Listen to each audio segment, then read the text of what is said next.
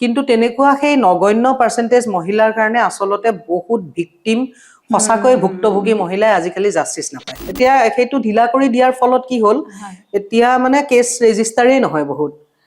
গতিকে সঁচা ভুক্তভোগী মহিলাসকলে জাষ্টিছ নাই পোৱা এনেকুৱা কোনো কেছে মন্তৰ চুই গৈছে নে যে ইছৰাম এইটো মানে নহওক মানে প্ৰত্যেকটো কেছেটো চাই সবটো অপৰাধেই কিন্তু প্ৰত্যেকটো অপৰাধেই লাগে যে সমাজত নহওক কিন্তু এনেকুৱা কোনো অপৰাধ যেটো অপৰাধ বুলিয়ে কৈছো বাৰু মই নাজানো শব্দটো শুদ্ধ হৈছে নাই কিন্তু মানে এনেকুৱা এটা কেনেকুৱা অপৰাধ আছে ইছৰাম এইটো যাতে এইটো মানে কিয় হ'ল সমাজত বা বহুত দিনলৈকে মনটো অশান্ত কৰি যোৱা তেনেকুৱা কেছ হৈছে নে কেতিয়াবা হৈছে ন তেনেকুৱা কেছ হৈছে হয় নে নহয় মই সিম্পল উদাহৰণ এটা দিছো কিন্তু আচলতেতো মই আপোনাক কথাটো দিলো আসল ঠগ আপুনিহে কথাটো ললে লৈ পেলাই আকৌ মোৰ ওপৰত কেছ দিছে খবৰ নলওঁ কেছ হ'ল কেতিয়া মিডিয়ালৈ সেইটো কথা নাহে মিডিয়ালৈ নাহে আৰু যেতিয়ালৈকে হ'ল সেই এটা বাতৰি জাজমেন্ট যদি এটা পাছ হয় সেইটো কেনেবাকে বাতৰি এটা হ'ব পাৰে আৰু সেই ছোৱালীজনীৰ কি হ'ল সেই কথাটোতো আৰু কোনেও ফলো আপ নকৰে আপুনি বিশ্বাস কৰক আমাৰে কলিগ এডভোকেটছ আমাৰ জুনিয়ৰ এডভোকেটছ সিহঁতে এই জাজটো আমুক এখন কোৰ্টৰ জাজটো ঠিক নহয় এখন কোৰ্টৰ জাজটো কপি পেষ্ট বুজিল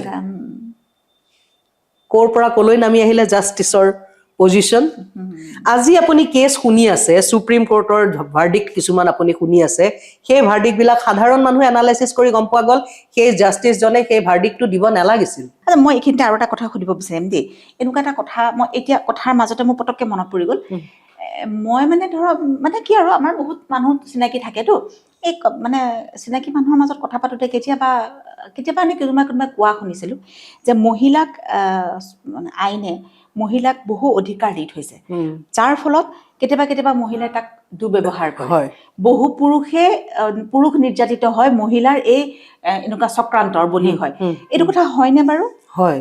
ন এই কথাটো হয় আৰু সেইটো কথাৰ কাৰণেই মানে তেনেকুৱা মহিলাৰ পাৰ্চেন্টেজটো কম যথেষ্ট নগণ্য পাৰ্চেন্টেজটো নগণ্য কিন্তু তেনেকুৱা সেই নগণ্য পাৰ্চেন্টেজ মহিলাৰ কাৰণে আচলতে বহুত ভিকটিম সঁচাকৈ ভুক্তভোগী মহিলাই আজিকালি জাষ্টিছ নাপায় সাফাৰ কৰে তাৰ মানে কোৰ্টৰ অপিনিয়নটো এনেকুৱা হৈ গৈছিল যে এইবিলাক মানুহে মিছা কেছেই দিছে এনেকুৱা যেটো মই এতিয়া কলো এটা পক্সো মই লোৱা কেছতে মই গম পাইছো যে লৰাটোক মিছাকৈয়ে ফসোৱা গৈছিল আচলতে সি দুখটো কৰা নাছিলে বা বেলেগ ধৰণৰ কিছুমান কাহিনী আছিল তাৰ মাজত গতিকে সেই তেনেকুৱা ধৰণৰে আজিকালি এই আইনৰ অপব্যৱহাৰ বহুত মহিলাই কৰে সেইটো কম সংখ্যক মহিলাই কৰে আৰু যাৰ ফলত এতিয়া আপুনি বেয়া লাগে কিছুমান কথা যাৰ ফলত এতিয়া আমাৰ ক্ৰিমিনেল ল মহিলা সম্পৰ্কীয় ক্ৰিমিনেল লত কিছুমান সংশোধনীও আনিলে আমাৰ সুপ্ৰিম কোৰ্টে সংশোধনী আনি পেলাই কিছুমান বস্তু অতৰাই দিলে গতিকে যেনেকে 498A যিটো আমাৰ মহিলা নিৰ্যাতিত হলে যৌতুকজনিত কাৰণত এনেকুৱা হলে সেইটো এটা মানে নন বেলেবল সেকশনৰ গোচৰ আছিলে গতিকে সেই গোটেই বস্তুবিলাক এতিয়া তাৰ মানে ঢিলা কৰি দিলে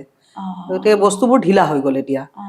সেইটো কাৰণটো ঢিলা যে কৰি দিলে তাৰ কাৰণে যি সঁচাকে ভুক্তভোগীসকলে এতিয়া মানে সাফাৰ কৰিছে আৰু সেইটো এটা পাৰ্চেন্টেজ কম সংখ্যক মহিলাই সেইটোৰ অপব্যৱহাৰ কৰিছিল আৰু তাৰ ফলত মানে আইনখন এতিয়া সেইটো ঢিলা কৰি দিয়াৰ ফলত কি হ'ল এতিয়া মানে কেছ ৰেজিষ্টাৰেই নহয় বহুত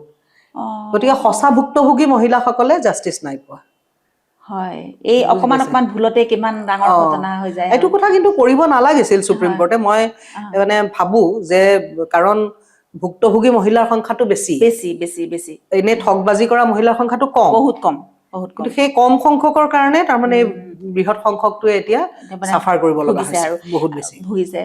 এনেকুৱা এতিয়ালৈকে যিমান কেছ কৰা হ'ল যিমানবোৰ হ'ল আৰু এনেকুৱা কোনো কেছে মন্তৰ চুই গৈছে নে যে ইছৰাম এইটো মানে নহওক মানে প্ৰত্যেকটো কেছেটো চাই সবটো অপৰাধেই কিন্তু প্ৰত্যেকটো অপৰাধেই লাগে যে সমাজত নহওক কিন্তু এনেকুৱা কোনো অপৰাধ যেটো অপৰাধ বুলিয়ে কৈছো বাৰু মই নাজানো শব্দটো শুদ্ধ হৈছে নাই কিন্তু মানে এনেকুৱা এটা কেনেকুৱা অপৰাধ আছে ইছৰাম এইটো যাতে এইটো মানে কিয় হ'ল সমাজত বা বহুত দিনলৈকে মনটো অশান্ত কৰি যোৱা তেনেকুৱা কেছ হৈছে নে কেতিয়াবা হৈছে ন তেনেকুৱা কেছ হৈছে তেনেকুৱা মানে আপোনাৰ কি হয় বহুত মানে কেছৰ বিষয়বোৰ বৰ ক্ৰিটিকেল তাৰ মানে আপুনি যেতিয়া কেছ এটাৰ ভিতৰত সোমাই গৈ থাকে তেতিয়া আপুনি গম পাই যায় যে আচলতে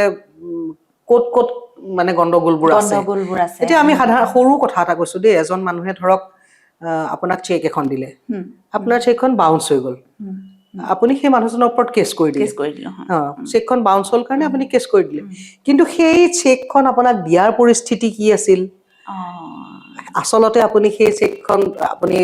আপোনাক কি পৰিস্থিতি তেওঁ দিব লগা হ'ল আকৌ সেই চেকখন আপোনাৰ হাতত থাকিলে হয় কিজানি তেওঁ আপোনাৰ হাতত চেকখন থাকোতে তেওঁ আপোনাক কেছত পইচাখিনি ঘূৰাই দিলেই তেনেকুৱাতো হ'ব পাৰে আপোনাৰ হাতত চেকখন দিলে যে মই সাগৰিকা বা মই আপোনাক 10 তাৰিখে পইচাটো ঘূৰাই দিম আপুনি চেকখন চিকিউৰিটি হিচাপে ৰাখি থৈ দিয়ক ঠিক আছে আপোনাক 10 তাৰিখে ঘূৰাই দিম বুলি মই ক'লো কৈ পেলাই মই পইচা যোগাৰ হ'ল মই কিজানি আপোনাক 8 তাৰিখে ঘূৰাই দিলোৱেই কিন্তু আপোনাৰ পৰা মই চেকখন নানিলো বুজি পাইছেনে চেকখন আনিলো মই সাগৰিকা বা ওচৰতে আছে আপুনি সাগৰিকা বা পেলাই দিব দেই সেইখন বা পালি দিব হ'ব দিয়া তুমি চিন্তা নকৰিবা আপুনি কৈ দিলে তো আপুনি 3 মাহৰ পিছত মোৰ ওপৰত দিলে কেছ যে জোনমণি তুমি জোনমণি মোক চেক দিছিল চেকখন বাউন্স হৈ গ'ল মইতো অলৰেডি আপোনাক পইচাটো দিলোৱে সেই কথাটো তলেই পৰি গ'ল গতিকে দেখাতটো মই দুখী আপোনাক চেক এখন দিছো চেকখন বাউন্স হ'ল হয়নে নহয় মই চিম্পল উদাহৰণ এটা দিছো কিন্তু আচলতেতো মই আপোনাক পইচাটো দিলো আচল ঠগ আপুনিহে পইচাটো ললে লৈ পেলাই আকৌ মোৰ ওপৰত কেছ দিছে কিন্তু সেই কথাটো আপোনাৰ বিচাৰত আহিব যেতিয়া গোটেই কেছটোৰ ভিতৰত আমি সোমাম আপাতৰ দৃষ্টিতটো মই দুখী কিন্তু এনেকুৱা কথাবিলাক নহয় এনেকুৱা কথাবিলাক কেতিয়াবা মিডিয়ালৈ যায় মিডিয়ালৈ গৈ পেলাই কি হয় আমি কিন্তু কমন পিপুল আমি দেখো ন মিডিয়াত ওলাইছে আমুক দোষী তামুক তেওঁলোকে যিটো দেখে সেইটো কৈ দিয়ে কিন্তু তাৰ পিছত কি হ'ল পিছৰ পৰ্যায়ত কি হ'ল আমি কিন্তু বহু কেছ নাজানো বিশেষকৈ আপুনি কি হয় এতিয়া আপুনি ধৰক ধৰ্ষণৰ দৰে অপৰাধবোৰ সেই অপৰাধবিলাকত কি হয় আপোনাৰ কেছটো বহুত দীঘলীয়া হয় কেছটো দীঘলীয়া হওঁতে বহুত এভিডেন্স আচলতে ৱাশ আউটেই হৈ যায় লাষ্টত গৈ পেলাই খুব কম সংখ্যক কেছত ভিক্টিম গৰাকীয়ে জাষ্টিচ পায় জাষ্টিচ পোৱাৰ পিছত সেই যিকেইটা মানুহে ধৰ্ষণ কৰিলে বা কিবা হ'ল সিহঁতৰ যাৱজ্জীৱন কাৰাদণ্ড বা 7 বছৰ বা 6 বছৰ জেল বা কিবা কিবি পানিচমেন্ট মুঠতে হ'ল আৰু তো তাৰপিছত সেই পানিচমেন্ট হোৱাৰ পিছত সেই ছোৱালীজনী কি হ'ল সেইটো কথা আমি নাজানিছিলো কোনেওতো আমি খবৰো নলওঁ কেতিয়া মিডিয়ালৈ সেইটো কথা মিডিয়ালৈ নাহে আৰু যেতিয়ালৈকে হ'ল সেই এটা বাতৰি জাজমেন্ট যদি এটা পাছ হয় সেইটো কেনেবাকে বাতৰি এটা হ'ব পাৰে আৰু সেই ছোৱালীজনীৰ কি হ'ল সেই কথাটোতো আৰু কোনেও ফলো আপ নকৰে সেই ছোৱালীজনী সমাজত এঘৰীয়া হৈ থাকিল নে সেই ছোৱালীজনী কোনোবাই বিয়া পাতিলে নে তাই মানসিকভাৱে পাগল হৈ গ'ল নে তাইৰ মাক বাপেকেও তাইৰ কাৰণে সুইচাইড কৰিব লগা হ'ল কাৰণ সমাজেতো লেইলেচেছে তাইকে কৰিব সমাজেতো সেই অপৰাধী কেইটাক নকৰিলে গতিকে এইবোৰ গোটেই তাৰ পিছত কি হ'ল সেই ষ্টৰিবিলাক লৈ পেলাই তাৰমানে মিডিয়াই হওক বা সমাজেই হওক কোনেও ফলো আপ নকৰে নাজানে সেইটো এটা কিন্তু আমাৰ এটা কিন্তু এইটো এটা ভুল কথা নৈতিক দায়িত্ব আমাৰ এটা ভুল কথা আচলতে এটা নৈতিক দায়িত্ব আৰু এই কথাবিলাকত মই এইখিনিতে আৰু এটা কথা বৰ্তমান সময়ত নহয় অপৰাধ আইন হাতত তুলি লোৱাটো মানে একদম মিনিটৰ খেল হয় আগতে আমি যেতিয়া সৰু আছিলো বা আমি যেতিয়া মানে টিনেজ আছিলো তেতিয়া আমি কথা এটা ভাবিছিলো কিন্তু বহুত দূৰলৈ ভয়ে আছিলে নে কি নাজানো আৰু মুঠতে কিন্তু এতিয়া যেন অপৰাধ কৰিবলৈ বা এই যিটো আইন হাতত তুলিবলৈ একদম মিনিটৰ খেল এই কথাটো কিয় হৈছে বুলি ভাবা নহয় তেতিয়া আমাক ডিচিপ্লিন শিকোৱা হৈছিল ন সৰুৰ পৰা আপুনি যিটো ক'লে অলপ আগতে আপোনাৰ লগত মই কথা পাতি আছিলো ঘৰখনত আপোনাক কি শিকাইছে তেতিয়া আপোনাক নিয়মানুবৰ্তিতা শিকাইছিলে ঘৰত স্কুলতো শিকাইছিলে যে ডিচিপ্লিন হৈ থাকিবি নিট এণ্ড ক্লিন চাফাকে কাপোৰ কানি বান্ধিবি চুলি তুলি ধুনীয়াকে বান্ধিবি ভালকে ডেইলি দাঁত ব্ৰাছ কৰিবি আহিবি তেতিয়া আমাক ডিচিপ্লিন শিকোৱা হৈছিল এতিয়া আমাক ইনডিচিপ্লিন শিকোৱা হৈ আছে হয়নে তেতিয়া আমি সেইকাৰণে ডিচিপ্লিনটো ভাঙিবলৈ ভয় কৰিছিলো আমাৰ কি আছিল নাজানো কিন্তু আমি সেইটো এটা মানসিক আমাৰ অৱস্থা আছিলে আমাৰ মনটো ছেটআপ তেনেকে কৰা হৈছিল ন এতিয়া মই এতিয়াও কিছুমান কাম কিয় কৰিব নোৱাৰো বা আপুনি কিয় কৰিব নোৱাৰে কিছুমান কাম কিন্তু আপুনি আপোনাৰ সন্তান বা সিহঁতৰ লগৰ ল'ৰা ছোৱালীয়ে কিছুমান কাম কৰিবলৈ চিন্তাই নকৰে আমি নোৱাৰো কাৰণ আমাৰ মানসিক গঠনটোৱে তেনেকুৱা ধৰণৰে হ'ল না পেটাৰ্ণ হয় life is all about patterns universe is all about patterns পেটাৰ্নছত থাকে কিন্তু এতিয়া আমাৰ পেটাৰ্ণটো সলনি কৰি দিয়া হ'ল খুব সুন্দৰকৈ খুব মাইনুটলি খুব প্লেনফুলি এই যে আপোনাৰ মোৰ হাতত মোবাইল এটা গুজি দিলে এই যে আপোনাৰ মোৰ হাতত অদৰকাৰী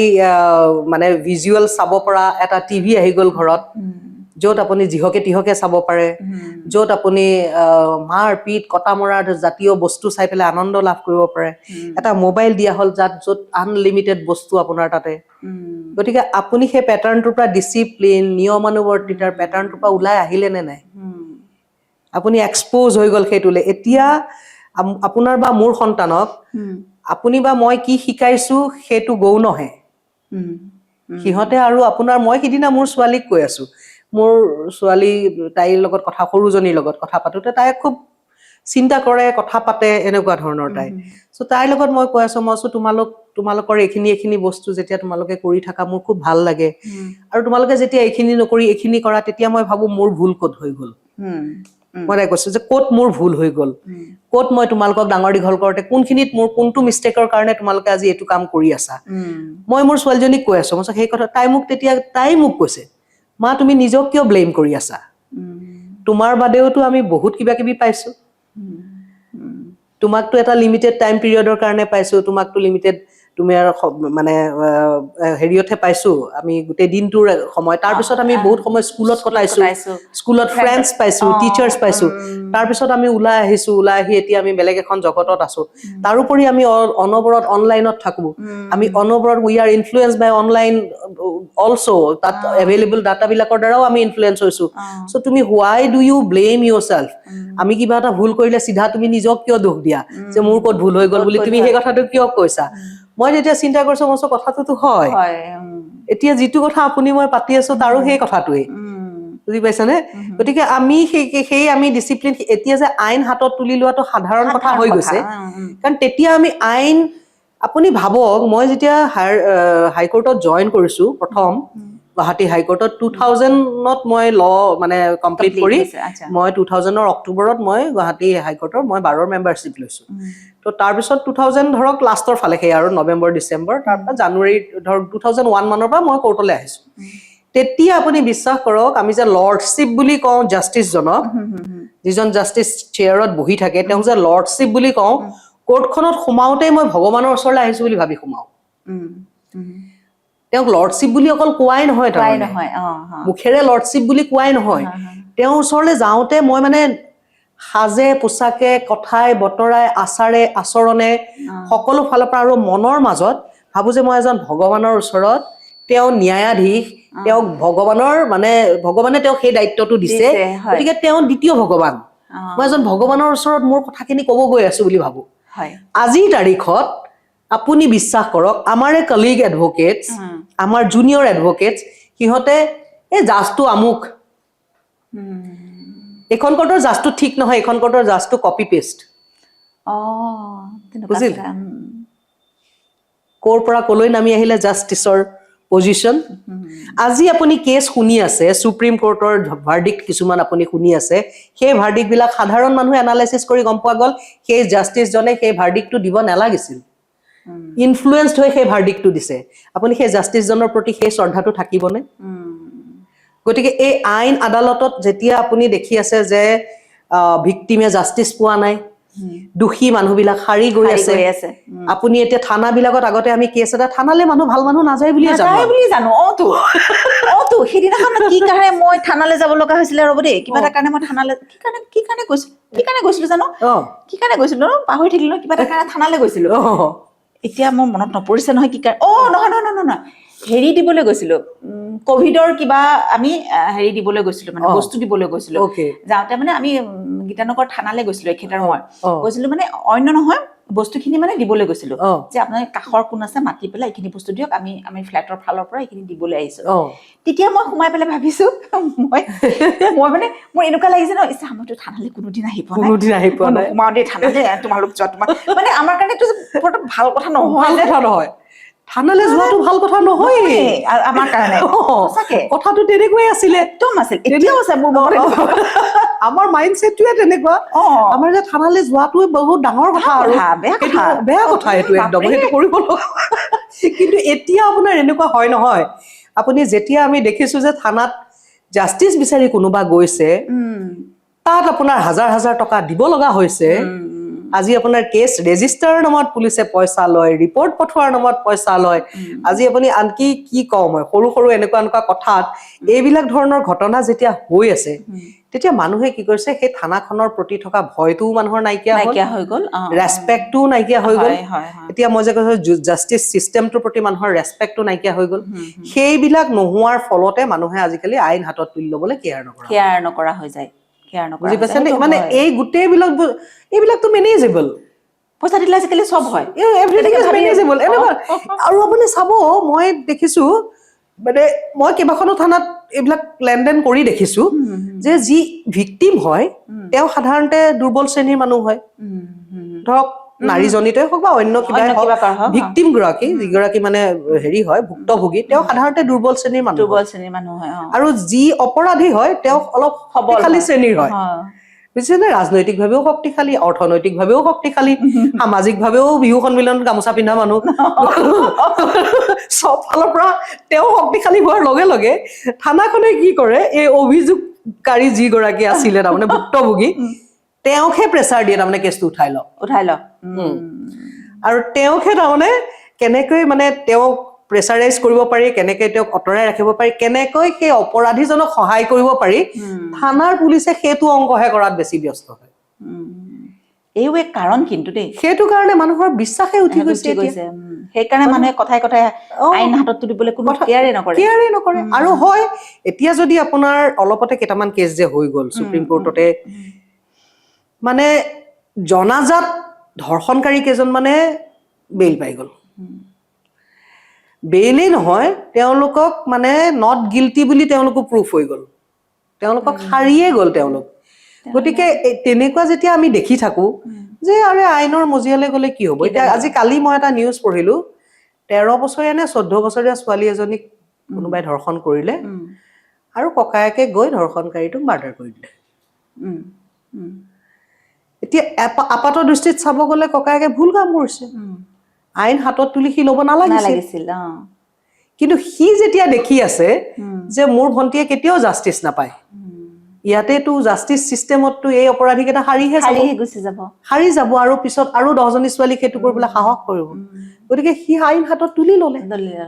সেই সময়ত তাৰ মানসিক অৱস্থাটো তেনেকুৱা আছিল চাগে। সেইটোৱে এতিয়া আমি আইন হাতত তুলি লোৱা সকলক দোষাৰোপ কৰিব লাগিব, কিন্তু তাৰ লগে লগে এই চিষ্টেমটো যে এনেকুৱা ধৰণৰ কৰি পেলাইছে সেই সকলক বেছি দোষাৰোপ কৰিব লাগিব।